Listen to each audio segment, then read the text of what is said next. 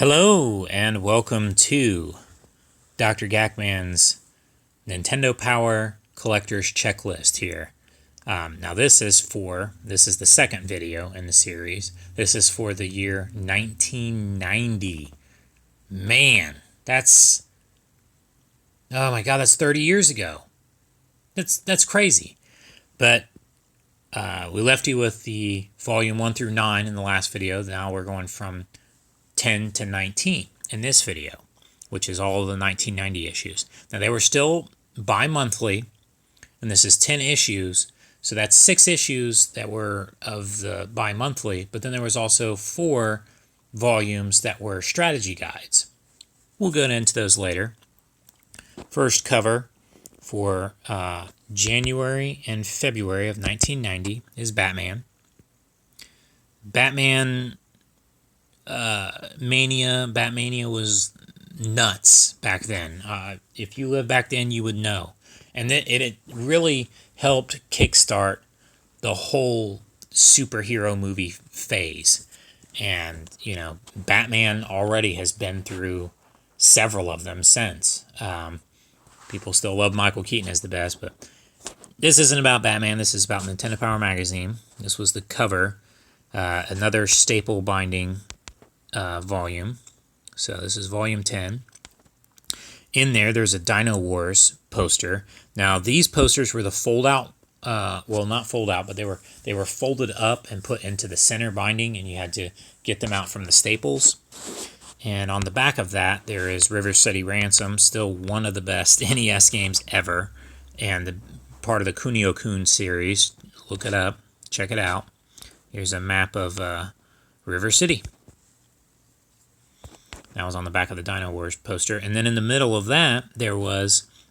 I'm not going to go through the entire thing here because it's gear and stuff. Get into the world of Nintendo.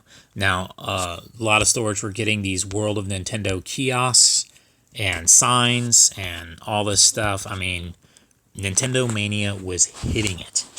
And, yeah, there was gear and stuff to collect. And there still is, to this day. But check out this guy. He's stepping into the world of Nintendo. This was basically not a catalog, but it was, well, kind of a catalog, but it wasn't something that you could order from, I don't think. There's plenty of people out there who do videos and pictures of all of the pages of this. I'm not doing that here. I'm just showing you that this came with Volume 10. Also with Volume 10 is an adventure in Tetris. Now it says strategy guide. Mine is a little cut up here, but this was actually not glossy paper, but like paper that they just stuck in the middle. I still keep it in the middle because I don't want the magazine to fall apart, me taking the staples out all the time. But yeah, that was a strategy guide for Tetris. And then also in Volume 10 was the buddy system that they introduced. You would get a gold pen and they would get a silver pen or bronze or something like that. I can't remember exactly. I still need to get some of these Nintendo Power Team Power pens. People sell them online all the time because there was tons of them that they were doing when you got a friend to sign up with Nintendo Power Magazine. And on top of that, you got this. I don't have this. Now, here I am saying I've got all Nintendo Power volumes, and I do, all the alternate covers and everything else, but, and all of the inserts, this was not a pack-in insert. This was something that you had to mail away for by getting a friend of yours to sign up with Nintendo Power Magazine too. Now, I have never seen these for sale, well, at least since I've been looking for them for sale on eBay or anything like that. So some even dispute its existence. They say, oh, well, this was just, it wasn't even really a poster. It was just a little fold out little thing or whatever. Regardless, they advertised it in the beginning of Volume 10 to say, hey, go and get this. I used to think that it was an insert, and I was like, oh man, it's incomplete. But, as I did more research on it, I found out that, if it does exist, it was something that was separate that you mail in for. And while I count it, I also don't count it. because it was not something that came with the magazine. It was just something that you had to do extra to get. Blah blah blah. Mario Brothers 3, Super Mario Brothers 3. This was Volume 11, March and April of 1990. Second bi-monthly. And here you go, man, on the cover. And this is something that I actually have hanging up in my on my third-party poster wall, even though it says Nintendo Power. I have one in the magazine, but I also have this one on display. And yeah, on the back of the Super C poster is a Dragon Warrior map. So that's pretty cool. And then in the middle of this, the second pack source in Nintendo Power Magazine history. They would do these a lot. Well, sometimes they would call them an index, and sometimes, it says the Comprehensive Game Pack Guide for the NES, and it says the, like, underlined. So yeah, that was in the middle of the magazine. And speaking of Super C, there it is on the 12th volume for May and June of 1990. Another staple binding again, so another folding poster in the middle for Final Fantasy. And on the back of that is a map for Codename Viper. And then in the middle of that, there was a classified information. Now, this is not like a book. This is just made to look like a book, of course. This is like a staple-bound mini thing that was in the middle of the Nintendo Power Magazine. Then they started the strategy guides. Now, the first two strategy guides will say SG 1 and SG 2, but then they dropped that whole SG thing. But this is basically Nintendo Power Volume 13, as it says 13 there, and it's for Super Mario Brothers 3. I got a little coffee stain right there, or somebody got a stain on it. I'm not too sure. So then we go back to the bi-monthly, which is 14 volume, July and August of 1990, Chip 'n Dale's Rescue Rangers, Disney's. Now, this would be, it's funny, in the first couple of years in Nintendo Power Magazine, you got some staples of video games just on the covers. It really was representative of that. There's the Moffat Conspiracy, which was the second Golgo 13 game.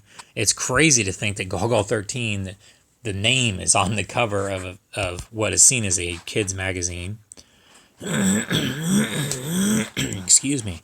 I'm dying over here. But yeah, so in there is, now this one I didn't take out of the staple binding because it was like a centerfold. But it is, actually I did take it out, but it is Dracula's Curse, which is Castlevania 3. No, I did not take it out. It's still bound in there. This was when the Game Boy was introduced.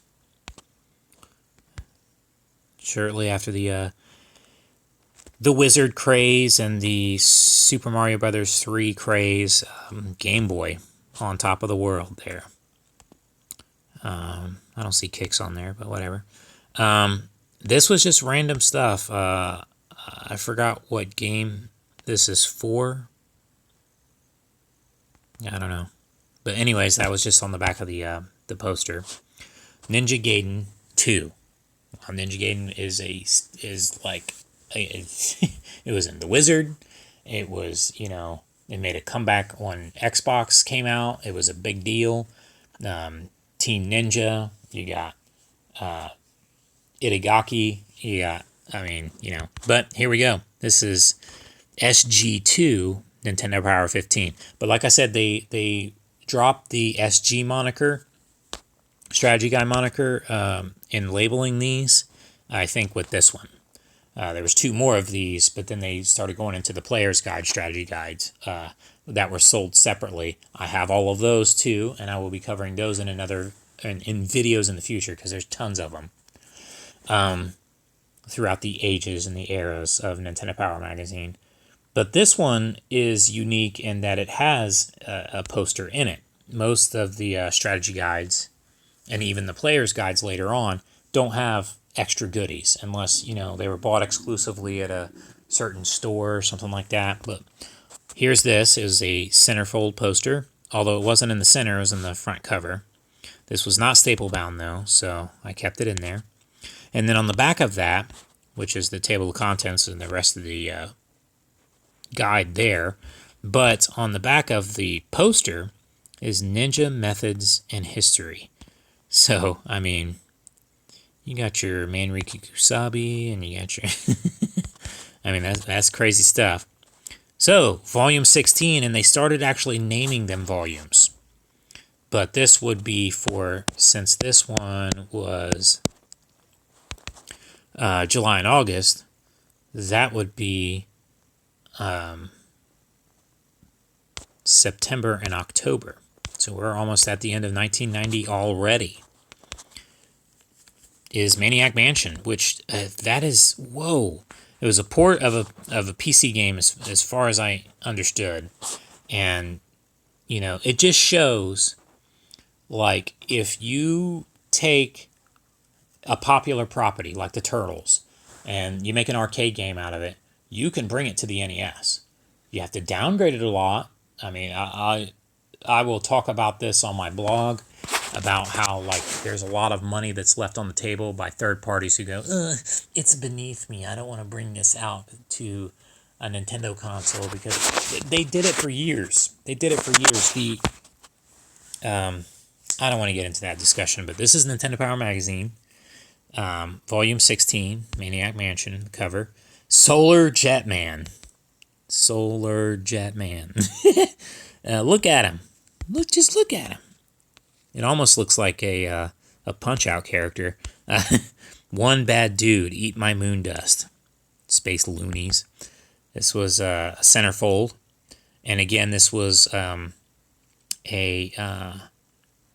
staple-bound one. And then I took that out, and on the other side is Mission Impossible. And it's an impossible mission to try to sell that game, because they made, I guess, millions of them sold, but millions of people sold them back. Working in a used game store, I know this. I never played it, so I couldn't tell you, but this was like a little strategy for it. I still have the Woolworth sticker on this. I like to keep stickers on stuff, especially of establishments that are no longer here, like Hills and Woolworth and Toys R Us and stuff like that, which is sad. I just like to keep that in memory. This is Volume 17, which is the third strategy guide, and it's for Final Fantasy.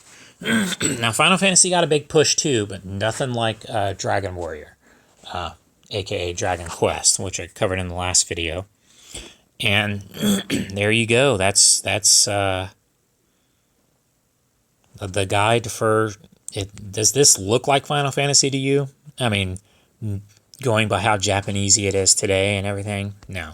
But that was the first one.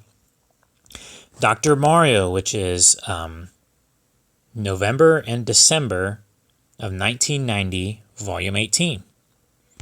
So there's Dr. Mario. These guys look crazy, don't they?